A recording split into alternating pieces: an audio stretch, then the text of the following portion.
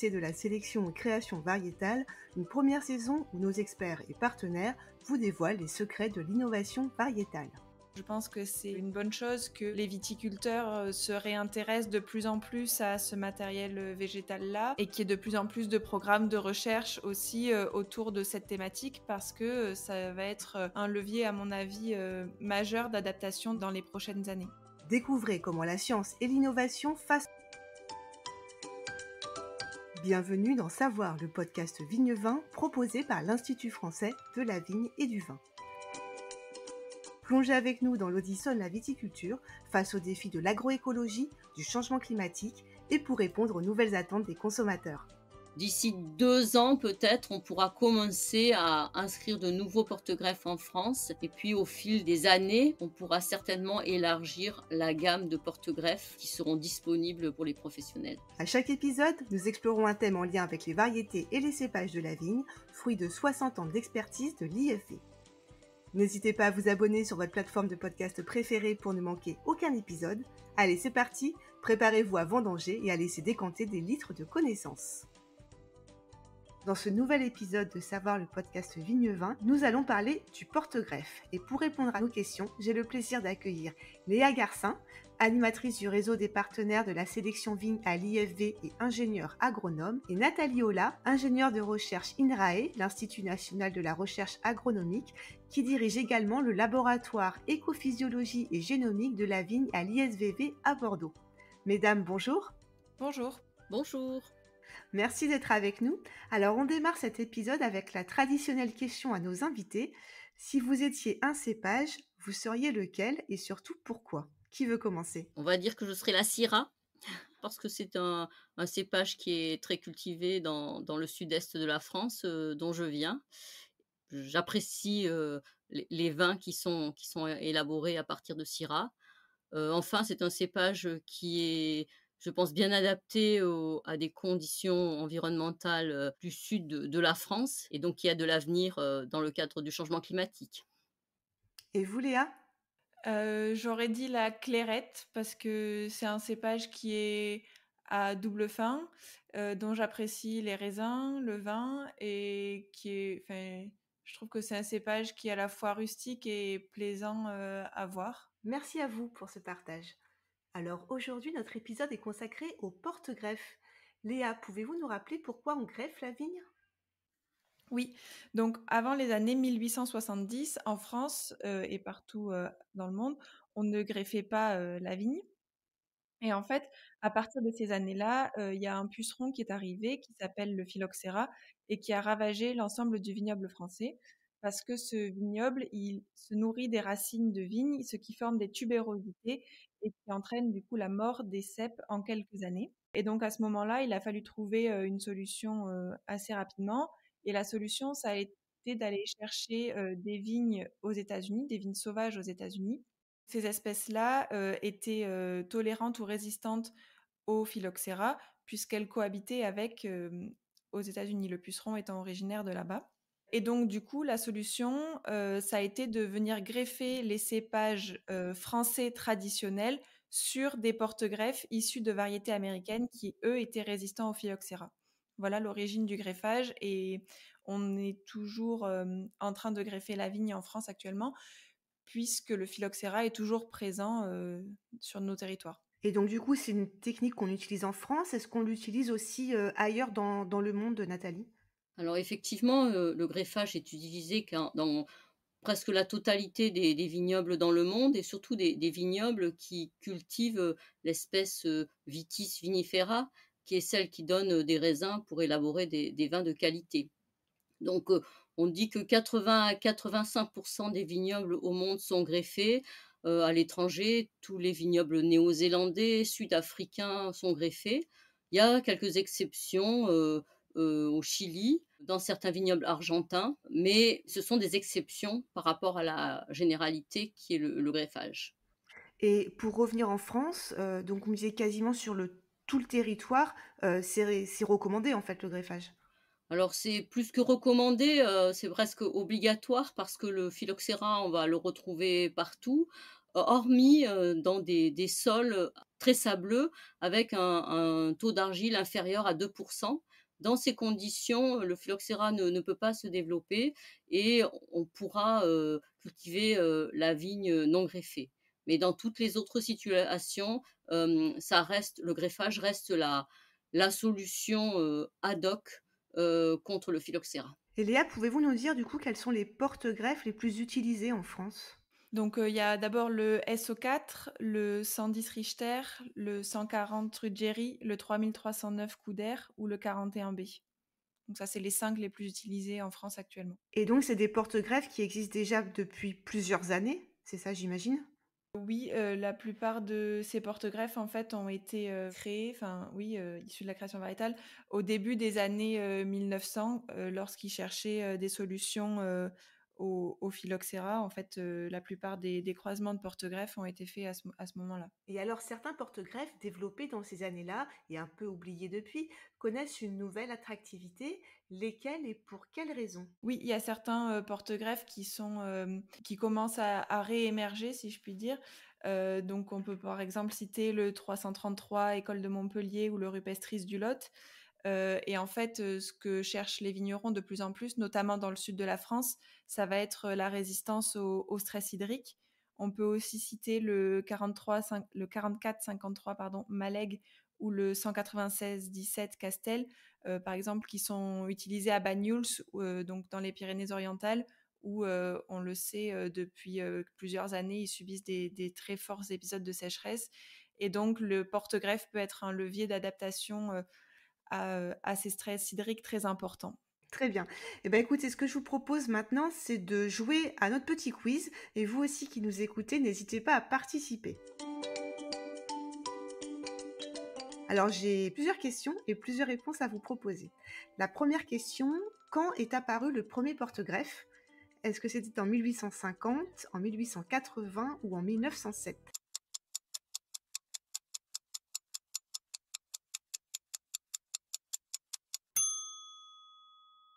1880. Très bien, 1880. Deuxième question, combien de nouveaux porte-greffes ont été créés depuis 1950? 5, 15 ou 30?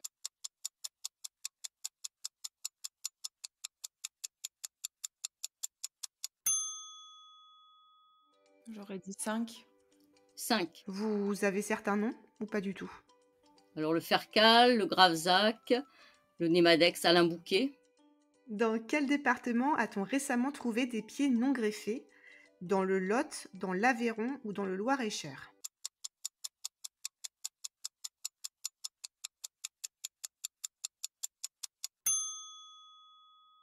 En Aveyron? J'ai Loir-et-Cher comme réponse. Loir-et-Cher. Sur du cépage romorantin. Ah oui, C'est possible, hein, il y a des parcelles qui restent non greffées, un peu de manière historique, dans différentes régions en France et on ne les connaît pas toutes. Il y a aussi, aujourd'hui certains viticulteurs qui, dans certaines situations, particulières, essaient de cultiver la vigne non greffée et donc voilà, on peut en trouver, dans les différentes régions françaises. j'étais justement en prospection, je pense que c'est ça dont vous faites allusion, dans le Val-de-Loire, quoi, début septembre, où justement, oui, on a trouvé une parcelle pré-phylloxérique non greffée, mais en fait, c'est pas si peu commun que ça de retrouver des vieilles parcelles quand on fait ce genre de prospection. Et il reste, comme disait Nathalie, quelques parcelles qui sont non greffées, de vieilles parcelles, il en reste un petit peu. Et en fait, c'est parce qu'elles sont dans des conditions pédologiques bien spécifiques. Et donc, du coup, le phylloxéra ne peut pas se développer dans ces sols-là. Et du coup, c'est intéressant pour vous de trouver, entre guillemets, ces parcelles non greffées? Oui, je pense que, même pour mieux connaître, quel les dégâts causés par le phylloxéra, mais aussi pour comprendre, pourquoi, dans certaines situations très spécifiques, il n'arrive pas à se développer. Et c'est vraiment très intéressant de pouvoir avoir accès à ces situations et à ces vignobles non greffés. Vous voulez ajouter un point, Léa, dessus? Oui, j'allais dire justement, pareil pour moi je travaille pour un réseau donc qui est constitué de chambres d'agriculture, d'interprofessions ou d'instituts techniques qui mettent en place en fait des conservatoires de vignes. Et donc, du coup, on va sur ce genre de vieilles parcelles pour pouvoir collecter de la diversité vigne afin de l'étudier et puis ensuite pouvoir la proposer aux vignerons. Donc, en fait, avoir accès à ces parcelles-là, c'est avoir aussi accès à un pool de diversité génétique qui peut potentiellement être intéressant pour la profession également. On passe à la dernière question? On y va. Allez. Alors, une vigne a été classée monument historique dans le Gers en 2012. Pour quelle raison? Elle est greffée sur une variété de porte-greffes que l'on ne retrouve nulle part ailleurs. Elle est franc de pied et a été plantée avant la crise du phylloxéra. Elle est greffée sur une variété de porte-greffes chilien.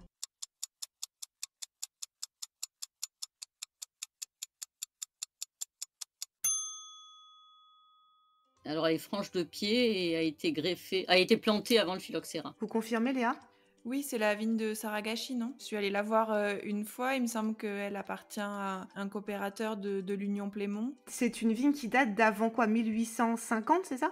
Avant le début du XXe siècle, on va dire, parce que il y a peut-être eu des situations pendant cette période, 1850-1900, où il y a pu avoir des replantations sans porte-greffe, mais quand la vigne n'a pas dépéri, ou bien qu'elle se trouve dans un sol euh, dans lequel le phylloxéra se développe mal, eh bien, elles ont pu survivre.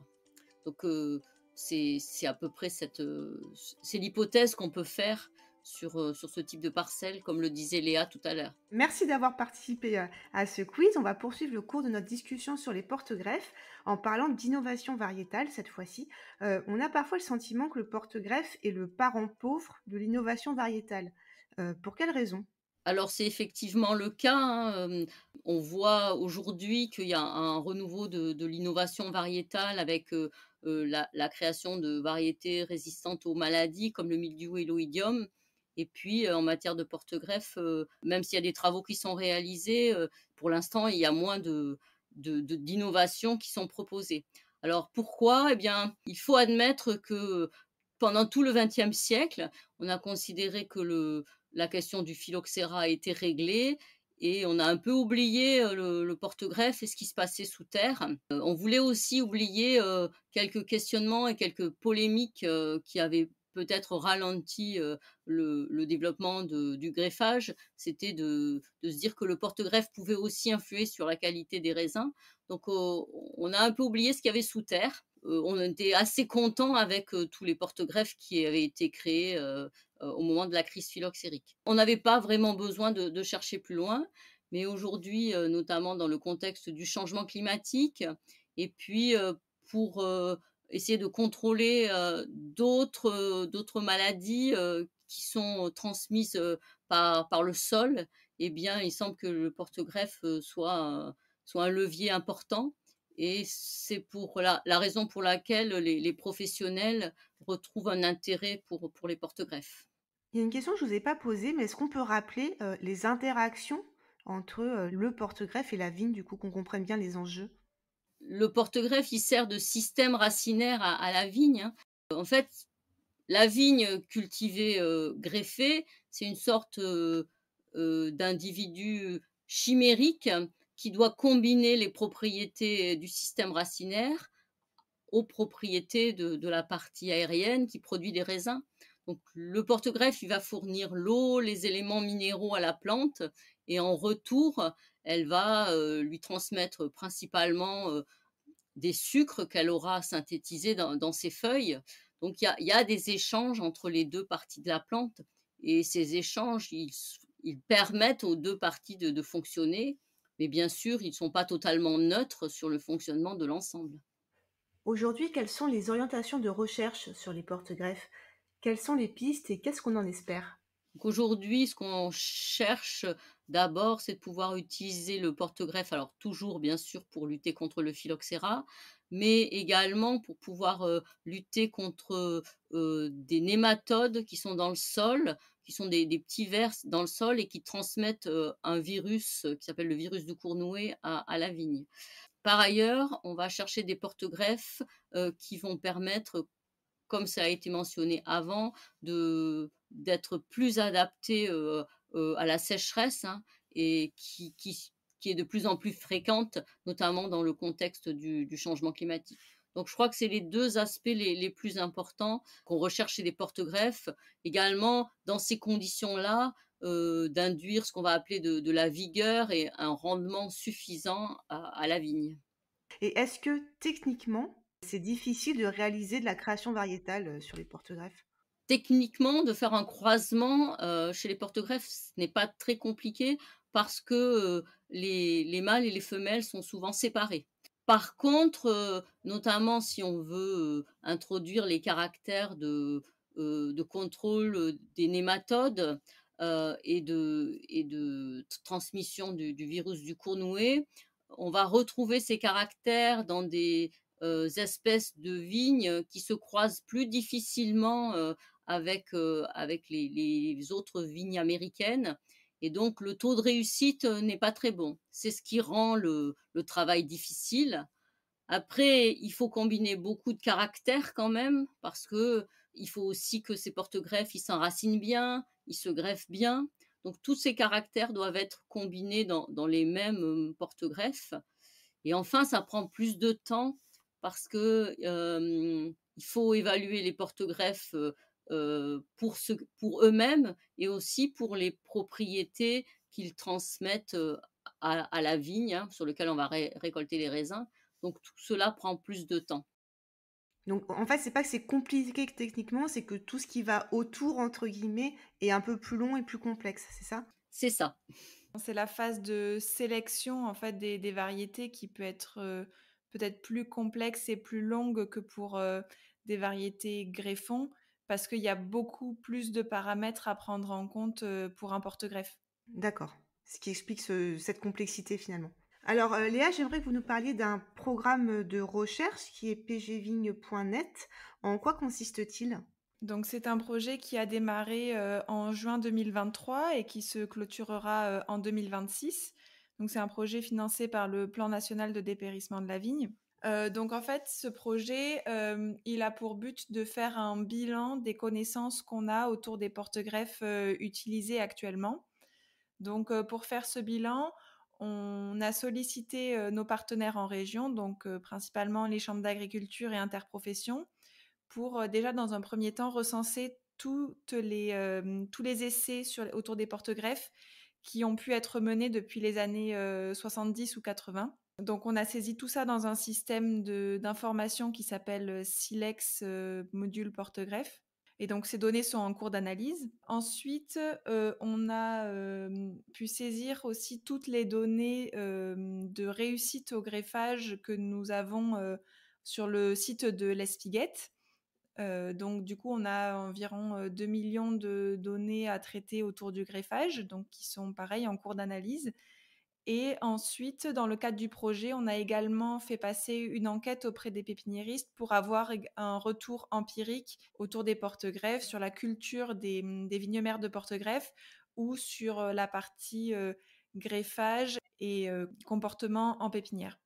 Toutes ces données vont être analysées, et on aimerait bien faire une restitution région par région auprès des pépiniéristes et des viticulteurs pour leur dire bah, voilà nos connaissances actuelles autour des porte-greffes. Donc, déjà, ça peut potentiellement faire émerger des porte-greffes qui sont actuellement peu utilisés, mais qui pourraient être amenés à évoluer, ou bien, d'avoir aussi un retour des professionnels pour, savoir quels sont leurs besoins et quels sont du coup des prochains projets qu'on pourrait mettre en place autour de ces porte-greffes. Juste pour préciser, cela signifie que sur le nombre de porte-greffes inscrits au catalogue, dans les faits, on n'en utilise qu'une petite partie. Combien à peu près? Oui, c'est ça. Mais en fait, rien qu'en France, il y a, 31 porte-greffes qui sont inscrits au catalogue, et en fait, majoritairement, on en utilise, entre 7 et 10 en grande, grande majorité.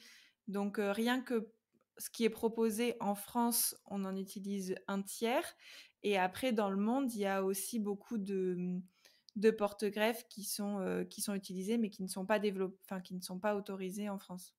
Et dans le monde, Nathalie pourra compléter, mais ce sont les mêmes porte-greffes qui sont majoritairement utilisés, comme le SO4, le 110 R ou le 3309. Ce sont les mêmes porte-greffes utilisés quasiment partout.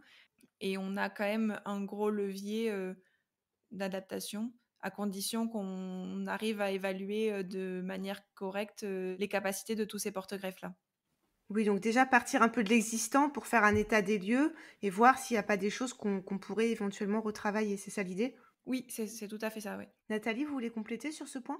Pour faire le lien, avec des dispositifs, mis en place pour étudier, tous ces porte-greffes, toute cette diversité existante mais pas assez utilisée. C'est le dispositif, GreffAdapt qui a été mis en place à Bordeaux par, Elisa Marguerite, qui travaille, dans l'unité que je dirige et qui, est maître de conférences à Bordeaux Sciences Agro. Donc, nous avons mis en place un dispositif avec 55 porte-greffes et 5 cépages de vignes différents. Donc cela a constitué 275 combinaisons, qu'on étudie au vignoble et ça va permettre d'améliorer toutes les connaissances sur une grande gamme de porte-greffes et de faire de meilleures recommandations, aux viticulteurs, dans le futur et surtout, d'identifier quelques porte-greffes qui sont pas encore autorisés à être cultivés en France et de pouvoir les inscrire, dans le futur. C'est un des plus gros essais au monde, hein, c'est ça, sur les porte-greffes? Oui, je pense que c'est le plus gros essai. Dans beaucoup de pays, il y a des dispositifs peut-être qui vont comprendre une vingtaine de porte-greffes, mais pas plus. L'intérêt, c'est de combiner tous ces travaux, tous ces résultats, réalisés en France, mais aussi à l'étranger, pour mieux connaître, le comportement, et dans quelle situation ils sont le mieux adaptés. Et vous menez aussi des expérimentations sur des porte-greffes encore non inscrits au catalogue. Là, ce qu'on peut dire, c'est que soit sur la base des connaissances, déjà acquises, dans d'autres expérimentations ou des connaissances, bibliographiques, un petit nombre de porte-greffes qui sont peu utilisés en France ou qui sont pas encore autorisés, ont été mis en expérimentation, adaptés à leur inscription, future au catalogue et donc à leur autorisation à la culture. Et ça, c'est un essai qui va commencer à donner ses fruits d'ici, 2 ans, pour lesquels, certains porte-greffes pourront être inscrits, dont le 775 Paulsen, qui est déjà inscrit en Italie et qui pourra être, éventuellement ensuite inscrit en France ou, le 107 Vidal. Donc ce sont, d'ici 2 ans peut-être, on pourra commencer à inscrire de nouveaux porte-greffes en France et puis au fil des années, disons sur une dizaine d'années, on pourra certainement élargir la gamme de porte-greffes qui seront disponibles pour les professionnels. Donc on sent quand même un mouvement d'accélération avec toutes ces nouvelles variétés qui pourraient arriver dans les prochaines années. Oui, oui, il y a un mouvement d'accélération. Ben, j'ai réinitié les travaux de recherche sur les porte-greffes, depuis, les années 2000. Il y avait eu une sorte de frein, hein, qui avait été, posé comme je le disais, hein. Il n'y avait pas un grand intérêt, de la part des professionnels et en 2000, il me semblait que c'était quand même intéressant de regarder ce qui se passait sous la terre et on a commencé à travailler avec un ensemble de collègues sur ces questions-là. Et aujourd'hui, eh bien, il y a une demande et on a déjà réalisé pas mal de travaux qui vont permettre d'y répondre, pas dans l'immédiat, mais dans la prochaine décennie, on va pouvoir, proposer une diversité plus grande de porte-greffes que celle qui est utilisée aujourd'hui. Après, juste, ce sont pas des nouvelles variétés, ce sont des variétés anciennes qui existent depuis le début du XXe siècle, mais elles ont été peu développées ou elles sont peu connues, et c'est pour ça qu'en fait, aujourd'hui, on réétudie leur comportement pour voir si elles pourraient être adaptées. Ou alors c'est des variétés qui ont connu un essor dans d'autres pays, mais pas en France. Et donc du coup, on regarde aussi comment elles se comportent en France pour voir si elles peuvent être autorisées et si elles ont un intérêt à être utilisées par les viticulteurs. Mais ces variétés-là qui sont mises en essai à Cognac, en Champagne et dans l'Aude, ce sont des vieilles variétés de porte-greffe. Elles ne sont pas issues de la création variétale récente. Et il y a des projets de création variétale sur les porte-greffes? C'est ce que nous conduisons à Bordeaux, hein. Donc j'expliquais tout à l'heure, hein, de combiner, heu, des, caractères, liés au contrôle, des nématodes et avec une bonne adaptation à la sécheresse. Il y a aussi des travaux sur, l'amélioration uniquement de l'adaptation à la sécheresse, et donc il y a des perspectives, d'inscription de porte-greffes, clairement nouveaux cette fois-ci, au cours de la décennie à venir. Il y a aussi, des porte-greffes qui ont été récemment créés à l'étranger, hein. Je pense, à l'Italie, mais aussi, aux États-Unis, qui pourraient présenter un intérêt pour nos conditions, en France et qui doivent être, expérimentés, dans nos vignobles pour voir si on pourrait les inscrire également, dans les années à venir. Pour finir cet épisode, je voulais vous demander à toutes les 2 comment vous voyez les enjeux et les perspectives, autour des porte-greffes pour les prochaines années?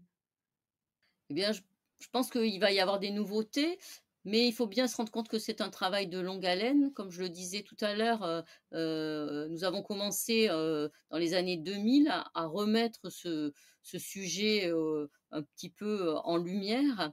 Nous avons persévéré au fil des années, même s'il semblait qu'il n'y avait pas un grand intérêt. Aujourd'hui, il y a de plus en plus d'intérêt, et on veut faire, tout notre possible, pour, créer de nouveaux porte-greffes, mais qui soient vraiment de bonne qualité, parce que c'est toujours un investissement de planter une parcelle et on veut des porte-greffes qui permettent que les parcelles durent le plus longtemps possible et donc on essaie d'être le plus performant et avoir une sorte d'excellence dans les nouveaux porte-greffes qu'on va créer et qu'on va proposer aux viticulteurs. Mais il faut être patient. Et vous, Léa? Ben, je suis d'accord avec Nathalie sur tout le travail qui est mis en œuvre autour des porte-greffes. C'est un travail de longue haleine. Et aussi, enfin, on voit quand même que le changement climatique s'accélère. J'ai l'impression qu'il y a dans certaines régions où c'est quasiment une désertification. Et donc, du coup, le système racinaire, donc en fait, qui est porté par le porte-greffe, c'est un levier majeur d'adaptation pour les vignobles. Et donc, du coup, je pense que c'est une bonne chose que les viticulteurs se réintéressent de plus en plus à ce matériel végétal-là et qu'il y ait de plus en plus de programmes de recherche aussi autour de cette thématique parce que ça va être un levier, à mon avis, majeur d'adaptation dans les prochaines années.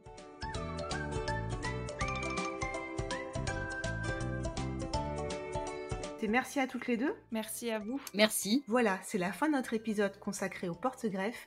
Merci beaucoup Léa Garcin et Nathalie Ola d'avoir partagé vos connaissances avec nous. Tous les autres épisodes de Savoir le podcast Vigne Vin, il y en a 12 en tout, sont disponibles sur toutes les plateformes de podcast. À bientôt.